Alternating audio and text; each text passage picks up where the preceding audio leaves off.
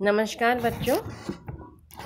आज मैं बीए प्रथम वर्ष के सामान्य हिंदी के विद्यार्थियों को सूरदास पढ़ाऊंगी। इससे पूर्व मैंने आपको कबीर के 5 पद पढ़ाए थे। परीक्षा की दृष्टि से वे पद बहुत महत्वपूर्ण थे। सूरदास आपके पाठ्यक्रम में है। इन पदों में जो सूर के इष्ट हैं भगवान श्री कृष्ण, उनकी बाल शोभा, कृष्ण का मुरली प्रेम, गोपियों का उपालम, कृष्ण का सुंदर स्वरूप, यशोदा का कृष्ण प्रेम तथा उद्धव द्वारा कृष्ण के प्रति राधा तथा गोपियों के अनन्य प्रेम का वर्णन किया गया है। बड़े मार्मिक पदों की रचना सूरदास ने की है और सूरदास इन पदों में बड़ी सरसता को व्यक्त करते हैं। तो जैसा कि आप सबके सामने पुस्तक है, ब्रजभाषा के माध्यम से सूरदास अपने आराध्य भगवान श्री कृष्ण के बाल सौंदर्य स्वरूप का वर्णन करते हैं। आचार्य रामचंद्र शुक्ल ने कहा भी है कि सूरदास वात्सल्य का कोना कोना झांक आए हैं और वात्सल्य के क्षेत्र में वे एक सम्राट भी माने जाते हैं। तो देखिए, भगवान श्री कृष्ण का घुटनों के माध्यम से चलना, स्वयं के बिंब को पकड़ करके दौड़ना, बड़ा मनोहारी दृश्य को देख करके यशोदा का राजा नंद को बुलाना और माँ का कृष्ण को आंचल से ढक के दूध पिलाने का बड़ा मनोवैज्ञानिक वर्णन सूर ने ब्रजभाषा के माध्यम से इन पंक्तियों में किया है।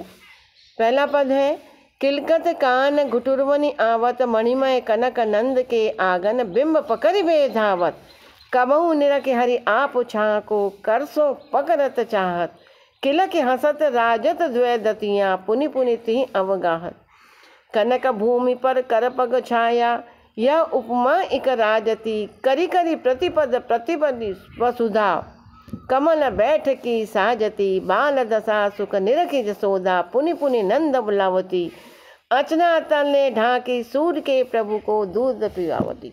बहुत ही सुंदर वर्णन यशोदा जी के द्वारा यशोदा और श्री कृष्ण इन सब के उस बाल सौंदर्य का वर्णन बहुत ही सुंदर रूप में सूरदास कर रहे हैं। और सूरदास क्या कह रहे हैं, देखो बेटा ध्यान से देखो। सूरदास कह रहे हैं कि किलकत कान घुटुरवनि आवाज, भगवान श्री कृष्ण किलकारी मारते हुए घुटनों के बल आ रहे हैं। मणिमय कनक नंद के आंगन, राजा नंद के मणिजटित आंगन में वो बिंब पकड़िबे धावत, स्वयं के प्रतिबिंब को पकड़ने के लिए दौड़ रहे हैं। कबहु निरखि हरि आप छाको, कभी तो भगवान श्री कृष्ण स्वयं की छाया को देखते हैं। करसो पकड़न चाहत, और अपने हाथों से उस छवि को वो पकड़ना चाहते हैं। किलक हसत राजत द्वैदत्या, जब वो किलकारी लेते हैं भगवान श्री कृष्ण तो उनके आगे के जो 2 दांत हैं, पुनि पुनि तिहि अवगाहत, बहुत ही सुंदर लगते हैं। कनक भूमि पर कर पग छाया, यह उपमा इक राजती, ऐसी स्वर्णिम भूमि पर भगवान श्री कृष्ण जब अपने चरण से पग छाया और उनके चरण और कमलों की जो छाया वो इतनी सुंदर लगती है कि अन्य उपमाएं भी लज्जा का अनुभव करती हैं। करी करी प्रतिपद प्रति मणि मसुदा, क्योंकि इस पृथ्वी पर भगवान श्री कृष्ण अपने हाथों से मणियों को प्रतिपद मणि मणि मसुदा, उनके जो पृथ्वी पर पकड़ते हैं। कमल बैठ की साजती, ऐसा लगता है कि कमल के रूप में साक्षात कमल बैठ की साजती, जैसे कमल में वो विराजमान हो गए हों।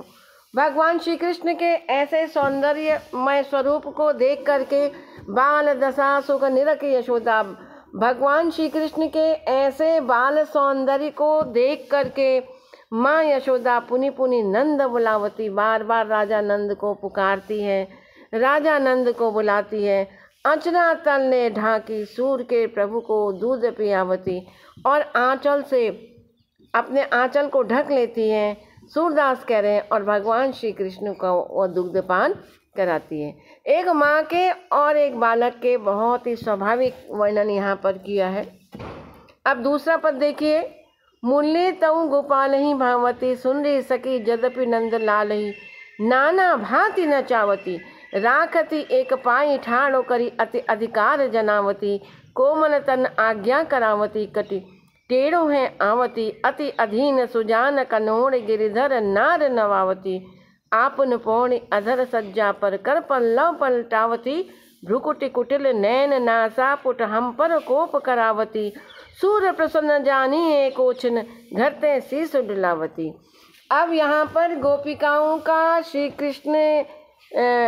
कृष्ण से वो प्रेम करती हैं, लेकिन श्री कृष्ण का जो स्नेह है वो अपनी मुरली के प्रति बराबर बना रहता है। तो नमस्कार जी। तो गोपिकाओं के हृदय में भगवान श्री कृष्ण के प्रति वो देख रहे हैं प्रेम है, तो एक सौतिया का भाव उत्पन्न हो जाता है मुरली के प्रति। तो वो क्या कह रहे हैं, मुरली तव गोपाल ही भावती, हे मुरली श्री कृष्ण को तुम बहुत प्रिय लगती हो, बहुत अच्छी लगती हो। सुंदरी सखी यद्यपि नंद लाल ही भांति न चावती, यद्यपि भगवान श्री कृष्ण को ये नाना प्रकार से नृत्य कराती है। अब वो भाव मुद्राओं को देखिए कि भगवान श्री कृष्ण जब मुरली को बजाते हैं तो नासिका को फुलाते हैं, तो इसलिए वो कह रही है कोमल तन आज्ञा करावती, या राखती एक पाई ठाड़ो करी, भगवान श्री कृष्ण एक पैर में खड़े हो जाते हैं। उस मुद्रा को देखो बेटा, अति अधिकार जनावती, और बड़े अपने नियंत्रण में रखती है, अधिकार जताती है। कोमल तन आज्ञा करावती, भगवान श्री कृष्ण कोमल शरीर को धारण करने वाले हैं और उनको वो आज्ञा देती है। कटि टेढ़ो है आवती, भगवान श्री कृष्ण मुरली बजाने की मुद्रा में अपनी कमर को भी टेढ़ा करते हैं।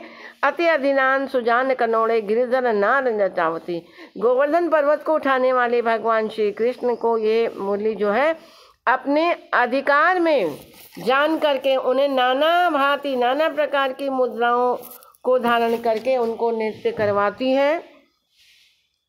फिर क्या, आपन पौनी अधर सज्जा पर, स्वयं यह मुरली क्या है, भगवान श्री कृष्ण के अधर रूपी शैया पर विराजमान रहती है। और कर पल्लव पलटावती, भगवान श्री कृष्ण के कोमल कोमल अंगुली रूपी कोमल पल्लवों से पलटावती यह मुरली अपने चरणों को दबवाती है। भ्रुकुटि कुटिल, और ऐसी मुद्रा में भगवान श्री कृष्ण भौं को टेढ़ा करते हैं। नैन नासा पुट, नाक के पास, मतलब नेत्रों के पास में जो नाक है उसके दोनों पुट फूल जाते हैं। और हम पर कोप करावती, गोपियाँ कह रही हैं कि यह मुरली श्री कृष्ण से हम पे क्रोध कराती है।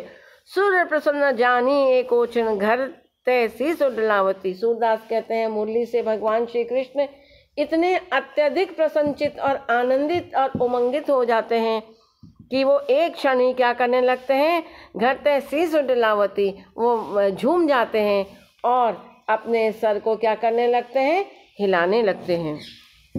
देखो माई सुंदरता को सागर, बुद्धि विवेक बल पार न पावत, मगन होत मन नागर, तनु अति श्याम अगाध अम्बुनिधि, कटिपट पीठ तरंग, चितवन चलत अधिक रुचि उपजति, भंवर परति सबंग, नैन मीन मकराकृति कुंडल, भुज शरीर सुभंग भुजंग, मुक्ता माल मिली मानो द्वय सुरसरी एके संग, कनक खचित मणिमय आभूषण, मुख श्रम कन सुख देत, जनु जल निधि मधि प्रगट कियो शशि, श्री अरु सुधा समेत, देख स्वरूप सकल गोपी जन, रही विचारी विचारी, तदपि सूर तरी सकी न शोभा, रही प्रेम प्रचि हारी।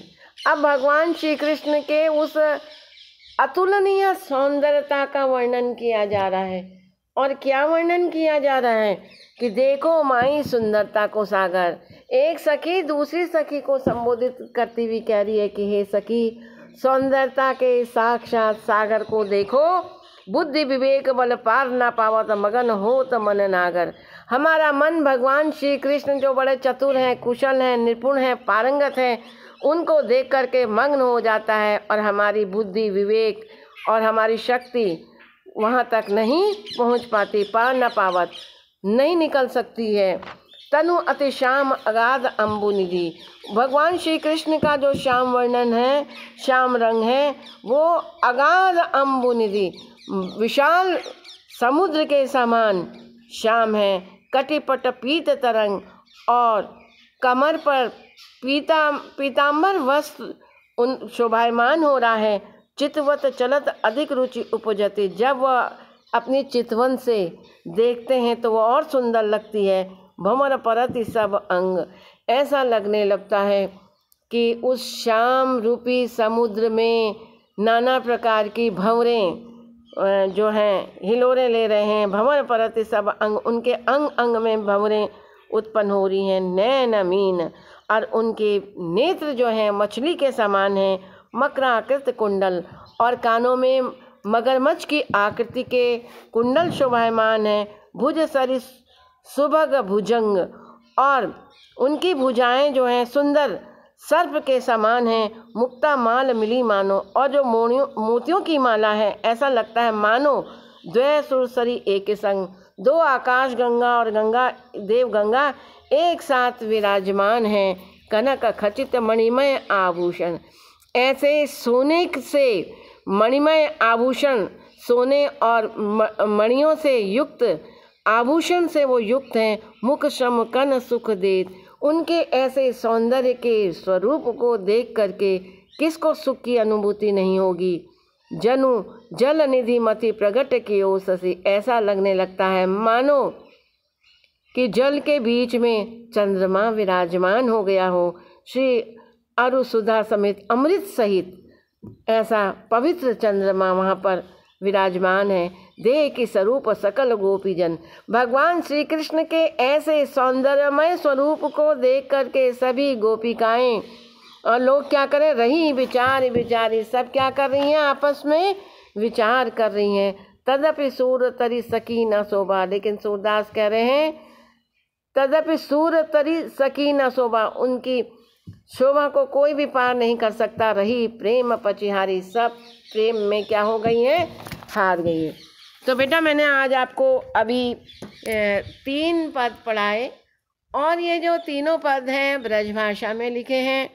पहले पद में भगवान श्री कृष्ण का घुटनों के बल चलना, दूसरे पद में एकदम श्रृंगार आ जाता है और गोपिकाओं का श्री कृष्ण के प्रति सौतिया डाह से उत्पन्न भाव अभिव्यक्त करना। मुरली को वो एक सौत की दृष्टि से देखती हैं। और जो तीसरा पद है वो भगवान श्री कृष्ण की सौंदर्यमय छवि को प्रस्तुत किया है कि भगवान श्री कृष्ण का जो सौंदर्य रूप है उसके आगे जो प्रसिद्ध उपमान है वो भी लज्जित हो जाते हैं। ब्रजभाषा का प्रयोग है और गे